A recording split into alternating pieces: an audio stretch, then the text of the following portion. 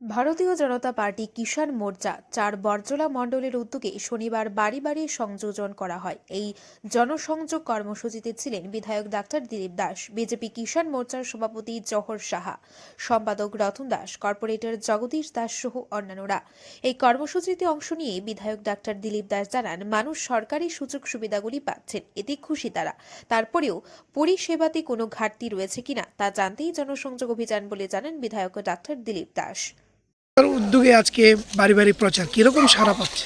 সারা তো আপনারা এমনি দেখতেই পাচ্ছেন, আমাদের এখানে যতজন আছে কিষাণ মোর্চার লোক, আর যে বাড়িতে যাচ্ছে সেই বাড়িতে দেখলাম যে প্রত্যেকে অনেকগুলো অন্তত 7-8টা করে আইটেম আমরা দিয়েছে সরকারের তরফ থেকে।